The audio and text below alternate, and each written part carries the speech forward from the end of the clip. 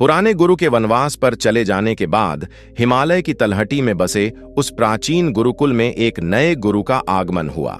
नाम था महात्मा वाचस्पति। गुरुकुल सुंदर था, प्राकृतिक सौंदर्य से भरपूर। लेकिन जैसे ही वाचस्पति ने अपना कार्यभार संभाला तो पहले ही कुछ दिनों में आचार्य ने एक गंभीर समस्या को भांप लिया। यहाँ के कई विद्यार्थी मानसिक रूप से कमजोर होते जा रहे थे। शांत वातावरण के बावजूद शिष्यों के चेहरों पर एक अजीब सी थकावट, बेचैनी और निराशा रहती थी। वे शारीरिक रूप से तो स्वस्थ दिखते थे, लेकिन मानसिक रूप से खोखले होते जा रहे थे।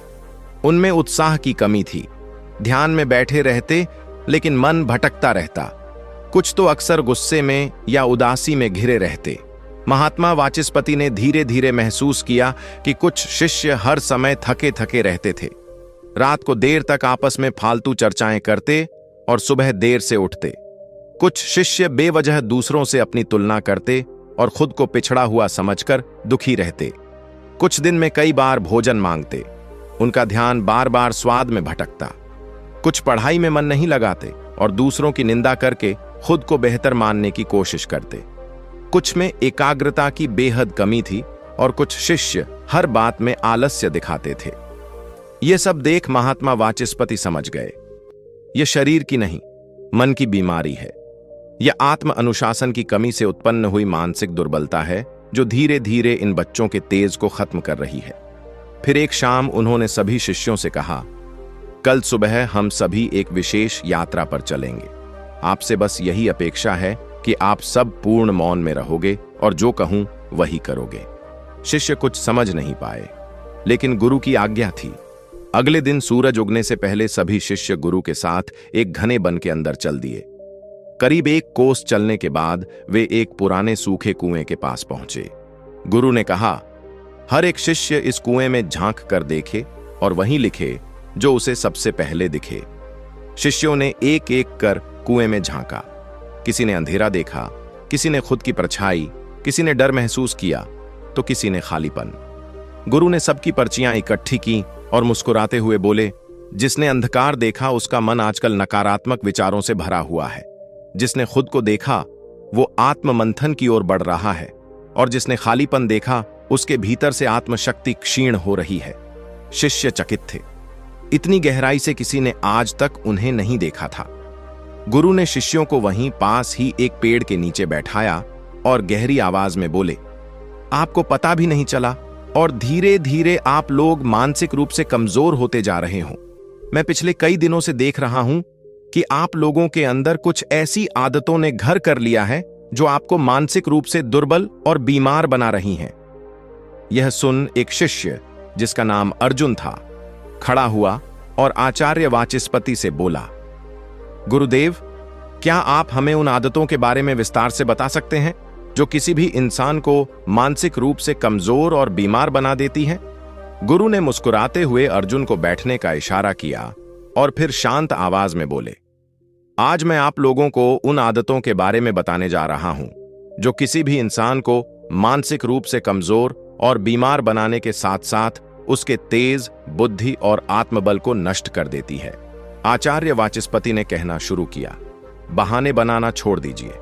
देखिए, अगर आप बहुत ज्यादा बहाने बनाते हैं, जैसे किसी जरूरी कामों के लिए, कभी मौसम का बहाना, कभी आप रात को देर से सोए थे इसलिए कभी मन नहीं कर रहा, ऐसा कोई भी बहाना, कोई भी अच्छा अवसर सामने आता है, लेकिन उसके लिए भी आपके अपने बहाने होते हैं। आप हर बात के लिए बहाने बनाने में माहिर होते हैं।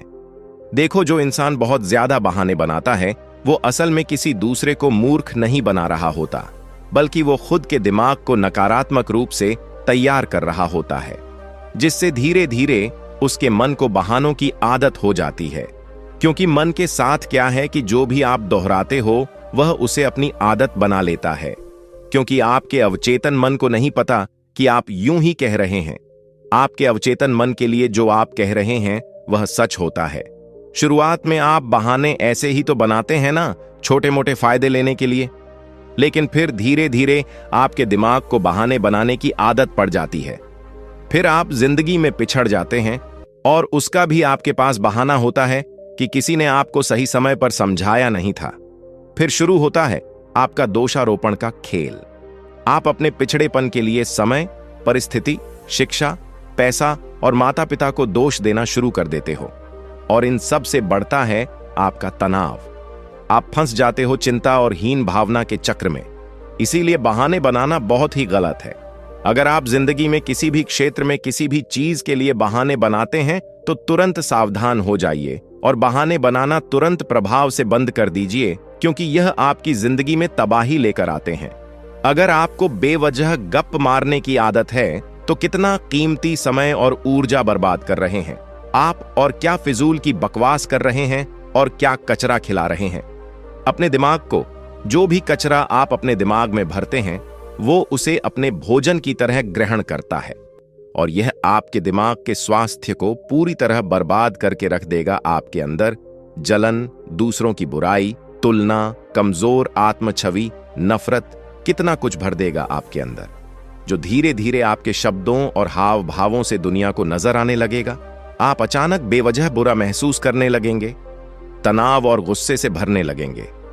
फिजूल की गप्पे मारना, दूसरों की बुराई करना और दूसरों में कमियां निकालना न सिर्फ आपके समय को बर्बाद करता है, बल्कि आपके दिमाग को इतना कमजोर कर देता है कि आप कुछ अच्छा करने लायक बचते ही नहीं। इसीलिए अगर आपको गप्पे मारने की आदत है, कभी राजनीति को लेकर, कभी किसी इंसान को लेकर, कुछ भी ऐसे ही, तो आप आज से ही इस आदत को छोड़ दीजिए, क्योंकि यह आपके दिमाग को बर्बाद कर रहा है। याद रखें, अगर आप अपने दिमाग को कचरा खिलाएंगे तो वह कचरा ही वापस करेगा। जो इंसान बार बार खुद पर संदेह करता रहता है, उसका दिमाग इसकी आदत बना लेता है। किसी भी काम को शुरू करने से पहले उसका दिमाग उसे बुरे से बुरे परिणामों की तस्वीर दिखाता है। वह उस काम को क्यों नहीं कर पाएगा इसका स्पष्टीकरण देता है, वह भी लगातार। क्यों? क्योंकि आपने खुद पर संदेह करने की आदत डाल ली है। यह आपके आत्मविश्वास को एकदम शून्य कर देगा, क्योंकि या तो संदेह रह सकता है या आत्मविश्वास रह सकता है। और जब बात पर दिमाग नकारात्मक सुझाव देता है ना, तो वह इतने सच लगने लगते हैं कि काम की शुरुआत से ही ऐसा लगने लगता है कि इसमें तो कुछ ना कुछ गड़बड़ हो ही जाएगी। मतलब कि संदेह कर करके आप खुद को पूरी तरह से बर्बाद कर लेंगे। इसीलिए खुद पर विश्वास रखकर छोटे छोटे कदम उठाइए। उन कदमों को लेने के बाद जो परिणाम आएंगे वह आपके अंदर विश्वास पैदा करेंगे। ऐसी हानिकारक आदतें जो आपके शारीरिक, मानसिक और भावनात्मक स्वास्थ्य के साथ साथ आपके रिश्तों को भी नुकसान पहुंचाती हैं, जैसे शारीरिक तौर पर नशा, धूम्रपान या गलत जीवन शैली। मानसिक रूप से बार बार चिंता करना, खुद को हीन समझना या नकारात्मक सोचना। भावनात्मक रूप से गुस्से में रहना, दूसरों से जलना या हर चीज को नियंत्रित करने की कोशिश करना। रिश्तों में झूठ बोलना, धोखा देना या लोगों को नीचा दिखाना।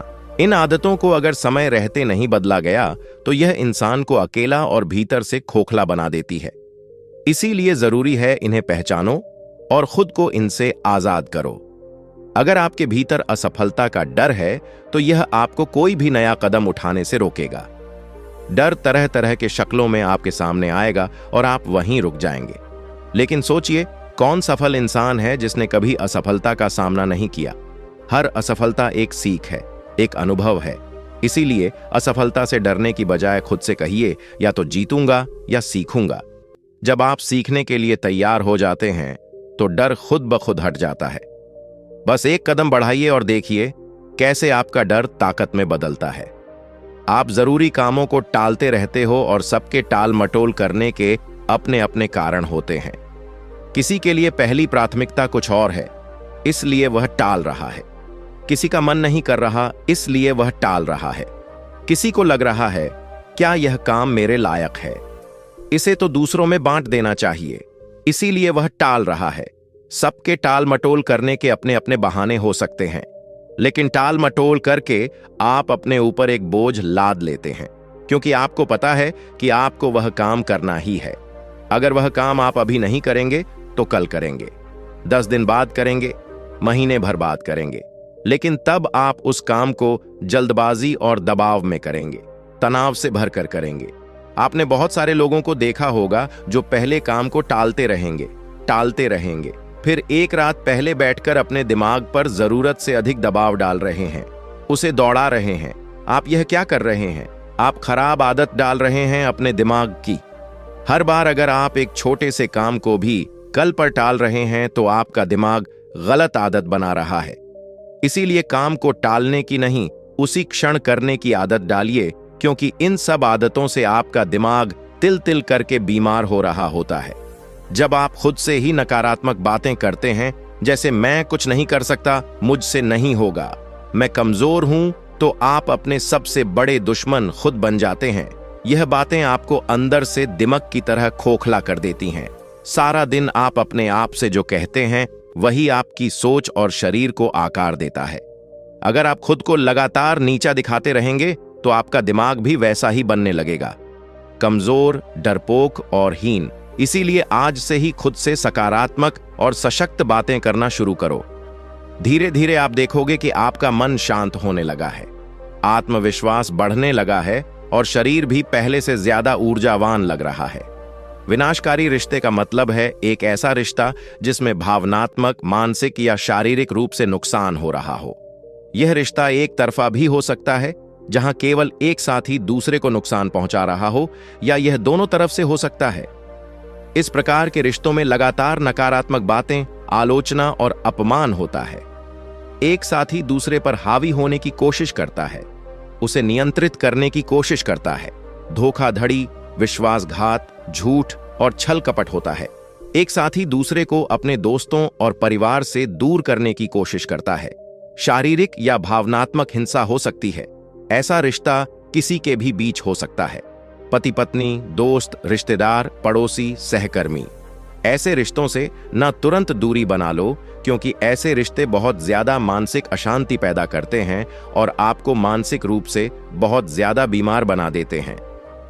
अपनी तरफ से समझाने और सुधारने की पूरी कोशिश करो, लेकिन जब यकीन हो जाए कि सामने वाले को कोई पश्चाताप, कोई परवाह नहीं है, तो उसे छोड़ दो। अपनी मानसिक शांति का खास ख्याल रखो। एक ऐसा रिश्ता ढूंढना जो हर दिन आपको तनाव में धकेल रहा है, आपको नीचा दिखा रहा है, आपके आत्मसम्मान को चोट पहुंचा रहा है, उसे छोड़ देना ही बेहतर होता है। तभी आपका मानसिक स्वास्थ्य ठीक रह सकता है। सबको खुश करना ना तो संभव है और ना ही जरूरी। आप चाहे जितना भी अच्छा करें, हर कोई संतुष्ट नहीं होगा। बार बार दूसरों के हिसाब से खुद को बदलना ना आपको सम्मान दिलाता है और ना ही सुकून। उल्टा लोग आपकी इज्जत करना बंद कर देते हैं। इसीलिए सबसे पहले खुद को खुश करना सीखिए। जब आप भीतर से शांत और प्रसन्न होंगे तो वही ऊर्जा दूसरों तक भी पहुंचेगी और लोग खुद ब खुद आपकी ओर खींचे चले आएंगे, अगर वह माहौल आपको तरक्की दे रहा हो तो।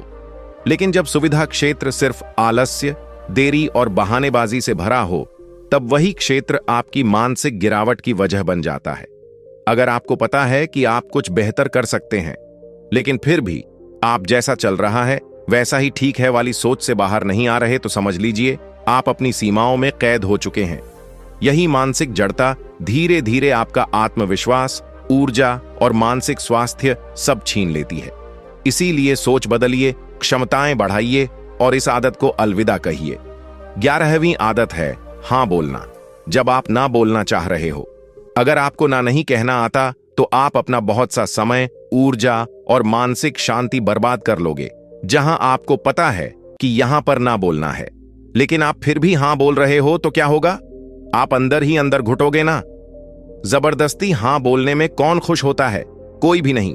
आपके पास समय नहीं है, आपके खुद के महत्वपूर्ण काम अधूरे पड़े हैं, लेकिन कोई दोस्त या रिश्तेदार आपको किसी गैर जरूरी काम के लिए बोलता है और आप संकोच बस या उसकी नजरों में अच्छा बनने के लिए अपना मन मारकर उसे हां बोल देते हैं। इस तरह बार बार खुद को दबाना, स्वयं की प्राथमिकताओं को दूसरों के छोटे मोटे कामों से भी नीचे रखना आपको अंदर से खोखला कर देगा। इसीलिए खुद को हर समय मत दबाओ। जो लोग भी इस तरह से अपनी भावनाओं को दबाते हैं, बहुत ज्यादा दूसरों की सोच कर चलते हैं। समाज, दोस्त, रिश्तेदार, परिवार इनकी आलोचनाओं से बहुत ज्यादा डरते हैं, उनके हिसाब से चलते हैं, दूसरों की बातों की बहुत ज्यादा परवाह करते हैं। ऐसे लोग खुद को बहुत ज्यादा दबाते हैं और फिर एक दिन फूट पड़ते हैं। क्योंकि इंसान भावनाओं को जितना ज्यादा दबाता है वह उतना ही ज्यादा उछलने की कोशिश करती है। इसीलिए आपको अपना मन मारकर हां बोलने की आदत को छोड़ना होगा। गुरु वाचस्पति ने अंत में कहा, इन 11 आदतों का त्याग करोगे तो आपका मस्तिष्क फिर से तेजस्वी हो जाएगा, ध्यान स्थिर होगा, बुद्धि तेज होगी और आत्मबल पुनः मजबूत हो जाएगा। गुरुकुल के शिष्य जैसे नींद से जाग गए हों, उन सबको अपनी गलती का एहसास हो गया था। उन्होंने गुरु के सामने ही इन आदतों को छोड़ने का प्रण लिया और गुरु का धन्यवाद कर उनके पीछे पीछे गुरुकुल की ओर चल पड़े। दोस्तों, अगर आपको यह वीडियो पसंद आया हो तो इस वीडियो को उस एक इंसान के साथ जरूर शेयर करें जो इन आदतों की वजह से अपनी जिंदगी में परेशान है। धन्यवाद।